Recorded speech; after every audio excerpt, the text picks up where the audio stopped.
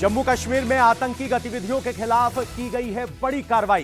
केरन sector में LOC पर घुसपैठ कर रहे 2 पाकिस्तानी आतंकियों को मार गिराया गया है। ये दोनों आतंकी घुसपैठ की कोशिश कर रहे थे, तभी मुस्तैदी से बॉर्डर की निगरानी में जुटे जवानों की नजर आतंकियों पर पड़ी। उनकी हरकतों पर नजर रखते हुए जवानों ने दोनों आतंकियों को मौके पर ही मार गिराया है। दोनों के पास से AUG rifle, magazine, hand grenade का जखीरा जब्त किया गया है। दोनों आतंकियों के आइडेंटिटी कार्ड भी मिले हैं। अलर्ट जवानों को पहले बॉर्डर पर हरकत नजर आई।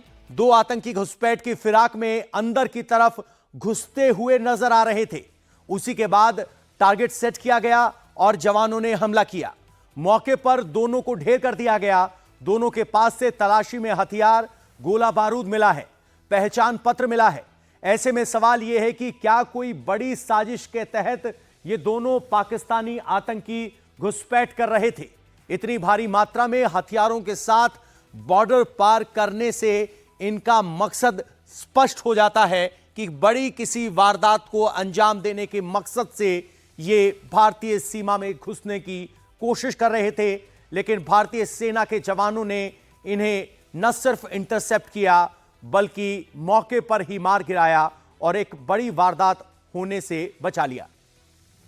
एक तरफ जहां LOC पर सेना ने बड़ी कार्रवाई की है, तो वहीं जम्मू रीजन में आतंकियों के सफाई के लिए आर्मी के जवानों ने घेराबंदी तेज कर दी है। शहादत का बदला लेने के लिए सेना के जवान सर्च ऑपरेशन चला रहे हैं। यह पूरा ऑपरेशन डोडा, भद्रवाह, किश्तवाड़ एरिया में चल रहा है। इस ऑपरेशन का नाम कोठी 2 दिया गया है। आतंकियों के सफाई के लिए सेना की डेल्टा फोर्स के 170 किलोमीटर के इस एरिया को ऑपरेशन जोन घोषित किया गया है। चप्पे चप्पे पर तलाशी ली जा रही है। डोडा, भद्रवाह और किश्तवाड़ ये 3 इलाके हैं जहां पर 170 वर्ग किलोमीटर के एरिया को कॉम्बिंग करने के लिए 2000 से ज्यादा जवानों की तैनाती की गई है। सुंदरबनी में इस समय बॉर्डर सिक्योरिटी फोर्स और भारतीय सेना ने इन्फिल्ट्रेशन बिट को फॉइल किया है। 2 से 3 आतंकी घुसपैठ की कोशिश कर रहे थे। वहीं दूसरा बड़ा ऑपरेशन कोठी 2 इस समय डोडा, किश्तवाड़ और भदरवा में चल रहा है, जहां पर भारतीय सेना के जवान अपने आधुनिक हथियार और नाइट विजन डिवाइसेस और साथ में जो ड्रोन है उनकी मदद से आतंकियों को ढूंढ रहे हैं। अभी तक कुल मिला के जितने भी कॉन्टैक्ट्स हुए हैं उसके बावजूद भारतीय सेना के ये वो योद्धा हैं जिन्होंने अलग अलग जगहों पर डिप्लॉयमेंट के साथ आतंकियों को खदेड़ा है। हम आपको यह भी बता दें कि इस समय खासतौर पे डोडा, क्योंकि ज्योग्राफिकली ये एरिया सीधा उधमपुर से कनेक्ट होता है, उसके अलावा किश्तवाड़ को ये कनेक्ट करता है, साथ में यही रास्ता हिमाचल जाता है। इसी वजह से ज्योग्राफी होने की वजह से इसकी ये पहले भी आतंकियों का एक रूट रहा है और इसी वजह से इस बात का ध्यान रखा गया है कि उन सभी जगहों पर भारतीय सेना के जवानों का डिप्लॉयमेंट ऐसे किया गया है कि आतंकी कहीं से भी अगर निकलने की कोशिश करें तो इस भारतीय सेना के चक्रव्यूह में वो फंस जाएं और इसीलिए ये भारतीय सेना की पूरी तैयारी है आतंकियों के सफाये की। कैमरा पर्सन फरमान के साथ मनीष प्रसाद, इंडिया टीवी। सेना की डेल्टा फोर्स के जवानों ने पूरे इलाके को 5 दिन से घेर रखा है। आतंकियों को न्यूट्रलाइज करने के लिए क्या रणनीति बनाई गई है वो आपको दिखाते हैं। आतंकियों के खात्मे के लिए बनाई गई हैं 9 टीमें। 20 जगहों पर एक साथ कॉम्बिंग ऑपरेशन चल रहा है। BSF और जम्मू कश्मीर पुलिस के जवान भी इस ऑपरेशन में शामिल हैं और सर्च ऑपरेशन में हेरॉन और नेत्रा V4 ड्रोन का इस्तेमाल भी किया जा रहा है।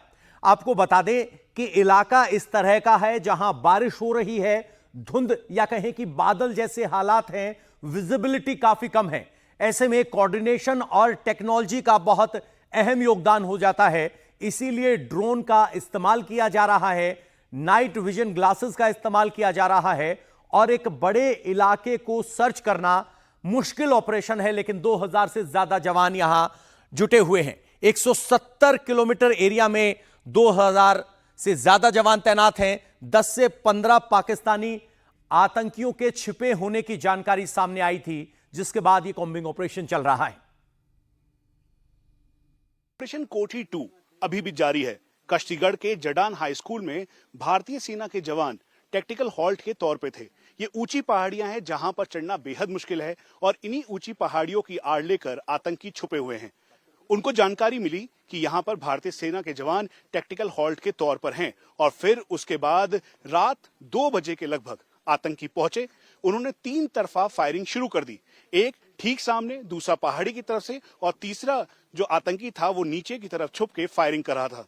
2 बजे से लेकर करीबन 3:30 बजे तक फायरिंग की गई, यानी इस 90 मिनट के अंदर भारतीय सेना के जवानों ने मुंहतोड़ जवाब दिया।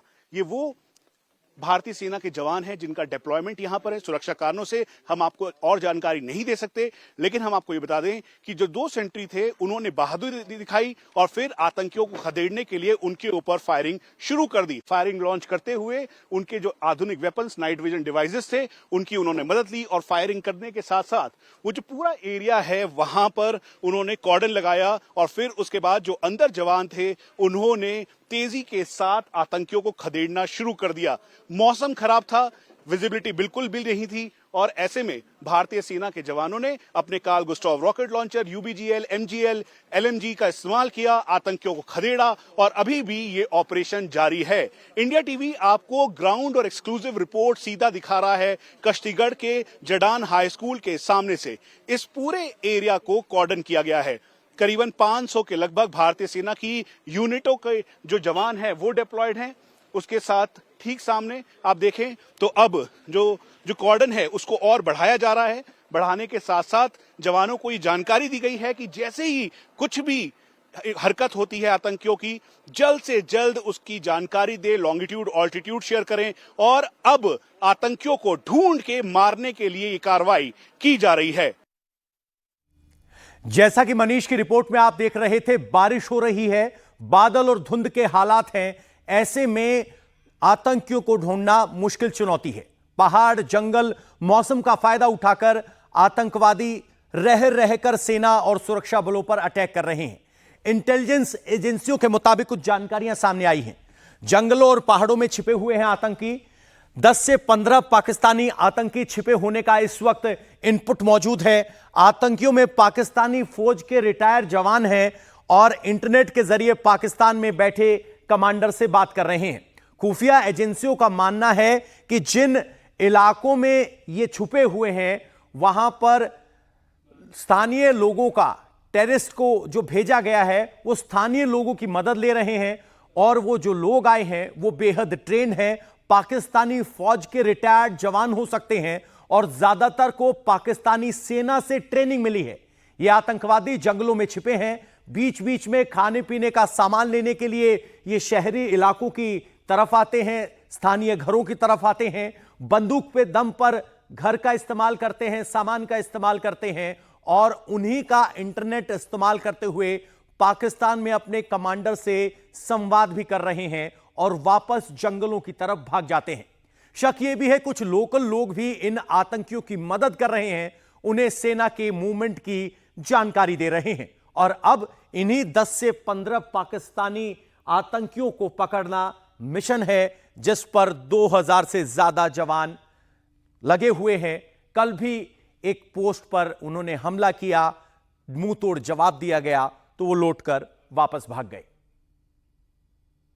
16 corps commander lieutenant general Naveen Saxena, साथ में delta force commander major general Upkar, वो इस समय इस एरिया में पहुंचे हैं जहां पर वो सभी एरिया को रिव्यू कर रहे हैं, सिचुएशन को देख रहे हैं, मॉनिटर कर रहे हैं और उसके बाद ये जो एग्रेसिव ऑपरेशन लॉन्च किया गया है उसकी पूरी तैयारी की जा रही है। हम आपको ये बता दें कि भारतीय सेना के 4 जवानों ने अपनी शहादत दी है, वीरगति को प्राप्त हुए हैं और उसके बाद इस पूरे एरिया में करीबन 10 से 15 के लगभग पाकिस्तानी आतंकी हैं। उनके सफाई के लिए अभी तक का सबसे बड़ा ऑपरेशन कोठी 2 जारी है, जिसमें भारतीय सेना, जम्मू कश्मीर पुलिस की एसओजी और स्पेशल फोर्सेस के जवान शामिल हैं।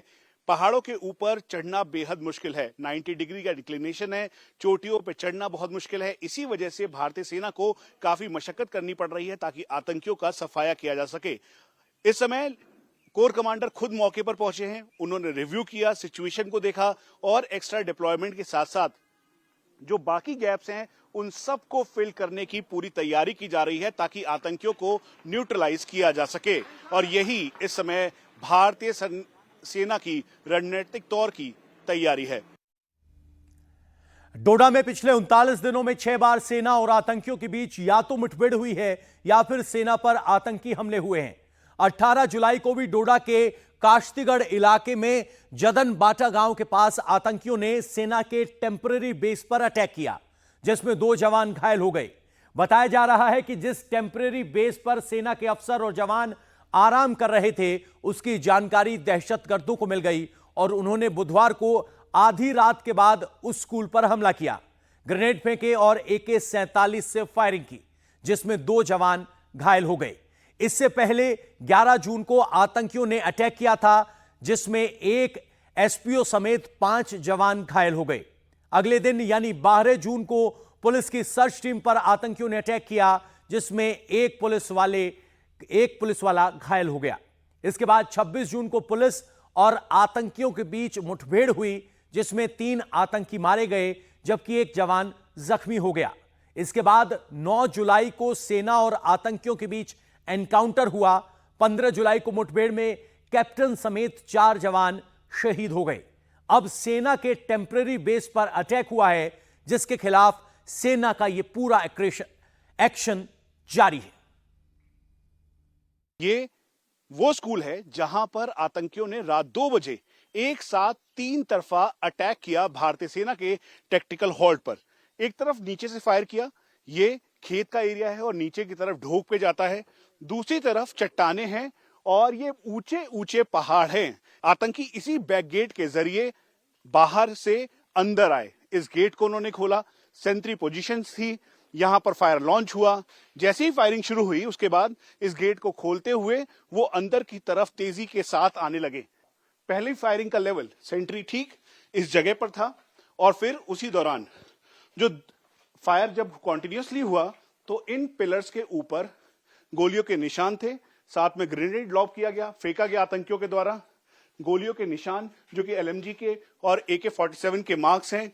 हम आपको बता दें कि आतंकियों के पास प्रॉपर इस बात की जानकारी थी कि भारतीय सेना टैक्टिकल हॉल्ट के तौर पर इस पोजीशन पर ऑपरेशन के दौरान रुकी हुई है। जैसे ही अंदर जवान सो रहे थे, एक GCO प्लस 11 OR इसके अंदर मौजूद थे। जैसे ही वो अंदर पहुंचे, यहां से उन्होंने फायर लॉन्च किया। चारों तरफ इस समय खून के निशान हैं, तस्वीरें विचलित कर सकती हैं, लेकिन भारतीय सेना के जवान जो कि यहां पर मौजूद थे, उन्होंने तुरंत बहादुरी के साथ अपना वेपन उठाया, उसे कॉक किया और फिर फायर करना शुरू कर दिया। आतंकी चाहते थे कि यहां पर टैक्टिकल हॉल्ट की पोजीशन पे जो भारतीय सेना के जवान हैं, उनको निशाना बनाया जा सके, लेकिन तुरंत कोई कार्रवाई करते हुए सेना ने उन्हें खदेड़ना शुरू किया। तो देखा आपने किस तरीके से टैक्टिकल हॉल्ट को निशाना बनाकर जवानों पर घेरकर हमला किया गया। ग्राउंड जीरो से मनीष प्रसाद मेरे सहयोगी सीधे डोडा से जुड़े हुए हैं। मनीष, इस तरह से टैक्टिकल हॉल्ट पर हमला करना, जहां एक GCO 11 जवान मौजूद थे, उसके बाद अब सेना की तरफ से क्या जवाबी कार्रवाई की जा रही है और कितने बड़े दायरे में ये सस्पेक्ट रखे गए हैं जहां तक ये भाग सकते हैं? क्योंकि रात से अभी तक वक्त सीमित है, एक सीमित इलाके तक ही भाग सकते हैं। पवन, ये कुल मिला के 150 किलोमीटर का एरिया है जिसमें भदरवा, डोडा और किश्तवाड़ है। दरअसल यहां पर इनपुट्स के मुताबिक 10 से 15 पाकिस्तानी आतंकी हैं जो कि वहां के एक्स आर्मी या एक्स SSG हैं, जिनके पास हथियार M4 और AK-47 जैसे हैं, स्टील बुलेट है, चाइनीज ग्रेनेड है और चाइनीज पिस्टल समेत 5 लाख से 6 लाख के लगभग उनके पास रकम भी है। इसीलिए इन पहाड़ियों की चोटियों के ऊपर उनकी वो वहां पर मौजूद हैं और सिर्फ 4 से 5 दिन में एक बार नीचे खाना लेने आते हैं और जिसके पास भी खाना लेने जा रहे हैं उसको डरा धमका रहे हैं, उसके आधार कार्ड और फोटो खींचकर वो पाकिस्तान में अपने हैंडलर्स को भी भेज रहे हैं। यही वजह है कि भारतीय सेना और जम्मू कश्मीर पुलिस को काफी मशक्कत करनी पड़ रही है इस एरिया में। ये दरअसल मनाली, शिमला लोग जाते होंगे वैसे पहाड़ नहीं है, ये बिल्कुल सीधे 90 डिग्री के चट्टान सीधी खड़े पहाड़ हैं इस पे चढ़ना बेहद मुश्किल है। इसीलिए यहां पर करीबन 20 टीम्स एक साथ ऑपरेशन कर रही हैं, भारतीय सेना, जम्मू कश्मीर पुलिस और स्पेशल फोर्सेस की, ताकि आतंकियों को न्यूट्रलाइज किया जा सके। केवल चुनौती यही नहीं है, बिल्कुल, क्योंकि भौगोलिक तौर पर ये जो एरिया है, अगर आप यहां से 1 से 1.5 दिन चलेंगे तो यहां से पठानकोट पहुंच जाएंगे, दूसरी तरफ हिमाचल का रास्ता कनेक्ट करता है, एक तरफ से कठुआ की तरफ रास्ता कनेक्ट करता है और एक रास्ता ये डोडा और किश्तवाड़ की तरफ जाता है। और सबसे इंपॉर्टेंट बात है कि जो करीबन 3 ओवरग्राउंड वर्कर्स जिन्होंने इनकी मदद की थी, उनकी गिरफ्तारी हुई। शौकत अली ने अपने इंटरोगेशन में, जो कि ओवरग्राउंड वर्कर इनका सिंपैथाइजर था, जिसको इन्होंने रुपए भी दिए थे आतंकियों ने, उसने बताया अपने इंटरोगेशन में कि दरअसल ये जब आए तो उन्होंने लॉजिस्टिक मदद यहां से इन लोगों से ली और जिसके भी घर ये जा रहे हैं वहां पर उसको करीबन 6,000 से 10,000 रुपए की रकम दे रहे हैं। तो ये पाकिस्तान की नई मोडस ऑपरेंडी है, जहां पर तो पाकिस्तान की नई मोडस ऑपरेंडी पर मनीष प्रसाद जानकारी दे रहे थे। आपका बहुत बहुत शुक्रिया इस जानकारी के लिए कि लगातार ओवरग्राउंड सपोर्टर से मदद कर ये आतंकी इस इलाके में सर्वाइव कर रहे हैं, लेकिन अब ऑपरेशन लॉन्च किया गया है। उम्मीद की जा रही है कि इनका जल्द खात्मा होगा। एक तरफ सेना आतंक के प्रहार से दो चार हो रही है, तो दूसरी तरफ जुलाई में जल तांडव ने देश भर के कई इलाकों में तबाही मचा रखी है। मौसम विभाग ने 17 राज्यों में भारी बारिश का अलर्ट जारी किया है।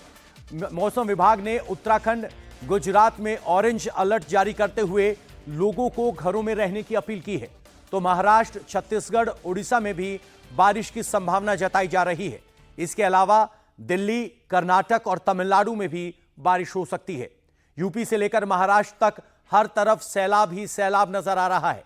लगातार बारिश के कारण नदियां उफान पर हैं, शहरों में भी नाले ओवरफ्लो हो रहे हैं।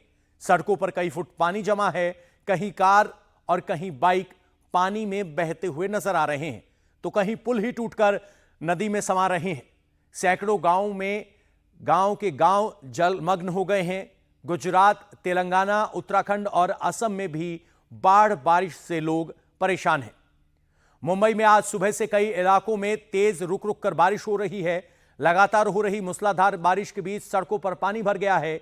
अंधेरी में भारी बारिश के बाद सबवे में पानी भर गया, जिसकी वजह से सबवे को बंद करना पड़ा। पुलिस ने एहतियात के तौर पर आवाजाही के लिए सबवे को बंद कर दिया।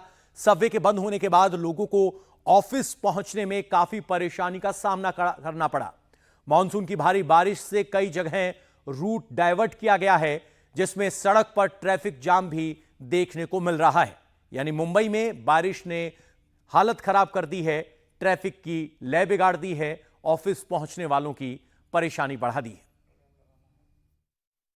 आज सुबह से ही मुंबई में लगातार कई इलाकों में बरसात हो रही है। इस बरसात का असर अब धीरे धीरे दिखाई दे रहा है। इस वक्त हमें मुंबई के अंधेरी इलाके में, अंधेरी का ये जो सबवे है, इस सबवे में अब धीरे धीरे पानी भर रहा है। एहतियात के तौर पर ट्रैफिक पुलिस ने इस सबवे को यातायात के लिए बंद कर दिया है। जो लोग यहाँ से गुजर रहे हैं वो अब इस सबवे से अभी फ़िलहाल पैदल जा रहे हैं, लेकिन गाड़ियों के आने पर पूरी तरह से रोक लगा दी गई है। सबवे का जो दूसरा हिस्सा है, जो वेस्ट की तरफ है, वहाँ पर बैरिकेडिंग कर दी गई है। ट्रैफिक पुलिस के जवान यहाँ पर तैनात किए गए हैं। साथ ही में यहाँ पर एक बड़ा रोप लगाया गया है ताकि जो गाड़ियाँ हैं वो यहाँ से गुजर न सके। ये वेस्ट का हिस्सा आप देख रहे हैं। साथ ही में ईस्ट का जो हिस्सा है वो भी मैं आपको दिखाता हूँ। ईस्ट में भी यहाँ पर पुलिस ने जो है अब बैरिकेडिंग कर दिया है। किसी भी बाहरी व्यक्ति जो गाड़ियाँ लेकर आते हैं उन्हें अब इस सबवे का इस्तेमाल करने नहीं दिया जाएगा। साथ ही में पुलिस की वैन भी लगा दी गई है। दरअसल ये जो सबवे है ये मुंबई के सबसे प्रमुख सबवे में से एक है। रोज़ाना हज़ारों गाड़ियां जो है इस सबवे का इस्तेमाल करती है, लेकिन कई बार हमने देखा है कि इस सबवे में पानी भर जाने की वजह से गाड़ियां फंस जाती है। प्रशासन की तमाम चेतावनियों के बावजूद भी कई ऐसे लोग होते हैं जो सबवे का इस्तेमाल करते हैं। इसी वजह से इतनी एहतियात मुंबई पुलिस बरत रही है। ये एक सबवे का आपने हिस्सा देखा। सबवे के ठीक बगल में यहाँ पर एक नाला है जो लबालब पानी से भरा हुआ है। तेज़ रफ्तार से पानी जो है इस नाले से गुजर रहा है और यही नाले का जो पानी है वो सबवे में आता है। तो इसी तरह की स्थिति न सिर्फ इस जगह पर है बल्कि मुंबई के अन्य इलाकों में भी इस तरह से लगातार बरसात हो रही है। राहत यही है कि अब तक कहीं भी बड़े पैमाने पर जलभराव की घटना सामने नहीं आई है, लेकिन अगर इसी तरह से बरसात जारी रही और इस मूसलाधार बरसात की वजह से जलभराव की आशंका बनी हुई है। तो अंडरपास पर पानी भरने से अंधेरी में जीवन अस्त व्यस्त है। तो तेज बारिश के बाद मुंबई के कई इलाकों में लोगों ने जल भराव की शिकायत की है। भारी बारिश से सड़क पर जलमग्न जवाब है। इलाके में ट्रैफिक बाधित हो गया है, जिससे लोगों को आने जाने में परेशानी हो रही है। मुंबई के गांधी मार्केट, दादर, हिंदमाता, अंधेरी सबवे, परेल, सायन जैसे इलाकों में जल जमाव की समस्या देखने को मिल रही है। एमआईडी के हिसाब से मौसम विभाग के हिसाब से अगले 24 घंटे में मुंबई और उपनगरों में मध्यम से भारी बारिश होने की संभावना जताई गई है और इसी के साथ ही कुछ जगहों पर बहुत भारी बारिश होने का पूर्वानुमान है। महाराष्ट्र के बाद अब बात उत्तर प्रदेश की, जहां कुदरत का क्रोध अपने चरम पर नजर आ रहा है। बाढ़ और बारिश ने सबसे ज्यादा तबाही यूपी में मचाई है। यूपी के 20 जिलों में पिछले 4-5 दिनों से बाढ़ की वजह से करीब 20 लाख से ज्यादा की आबादी प्रभावित है। वहीं पिछले 24 घंटे में बारिश की वजह से 10 लोगों की जान चली गई। यूपी में कई नदियां खतरे के निशान से ऊपर बह रही हैं, जिस वजह से 60 से ज्यादा गांव डूब गए हैं। नेपाल से आने वाली नदियों के साथ ही गंगा भी उफान पर है। वाराणसी में गंगा का जलस्तर हर घंटे 5 से 10 सेंटीमीटर बढ़ रहा है। उत्तर प्रदेश के कई जिलों में लगभग एक हफ्ते से बाढ़ के हालात बने हुए हैं। बाढ़ का सबसे ज्यादा असर गोरखपुर में है। यहां राप्ती नदी खतरे के निशान से ऊपर बह रही है। अब तक कई गांव डूब चुके हैं। चारों तरफ पानी ही पानी है। सड़कों पर पानी इतना ज्यादा है कि लोगों को कहीं जाने के लिए नाव की मदद लेनी पड़ रही है। कई घरों में पानी घुस जाने से वहां रहने वाले लोग या तो घर छोड़कर पलायन कर रहे हैं या फिर घरों की छतों पर रहने के लिए मजबूर हैं। ऐसे में उनके सामने खाने पीने के अलावा पानी की भी समस्या खड़ी हो गई है। लगातार बिगड़ते हुए हालात को देखते हुए बाढ़ प्रभावित इलाकों में एनडीआरएफ, एसडीआरएफ, पीएसी की 100 नावें लगातार राहत और बचाव कार्यों में जुटी हैं। साथ ही बाढ़ प्रभावित लोगों को तत्काल राहत कैंपों में पहुंचाने का आदेश दिया गया है। बाढ़ पीड़ितों को राहत सामग्री के साथ ही राशन किट बांटी जा रही है। गांव में रहने वाले लोगों का कहना है कि हर साल यहां बाढ़ आती है, जिससे वो कई दिनों तक अपने घरों में कैद हो जाते हैं। गोरखपुर शहर से सटा हुआ बहरामपुर गांव, ये गांव ऐसा है जो हर साल बारिश के मौसम में यहाँ बाढ़ आती है और ये गांव पूरे शहर से कट जाता है। प्रशासन ने इस बार यहाँ पर अभी तक 7 नावें लगा दी हैं और आने जाने का साधन केवल और केवल नाव है। आइए नाविक से बात करते हैं, पूछते हैं क्या है। क्या नाम है आपका? वीरेंद्र साहनी। वीरेंद्र जी, कब से नाव चल रही है यहाँ पर? आज भैया हो गया 6 दिन नाव चलाते हुए। 6 दिन से नाव चल रही है। लोग आने जाने का साधन केवल नाव है? नाव है। प्रशासन की तरफ से और क्या क्या मिल रहा है? राशन मिला था, वही बाढ़ सामग्री, और तो कुछ नहीं मिला। रोज मिल रहा है? रोज नहीं, परसों मिला था। और आज कुछ नहीं, कल भी कुछ था। परसों क्या बता था? परसों वही बाढ़ सामग्री में दाल था,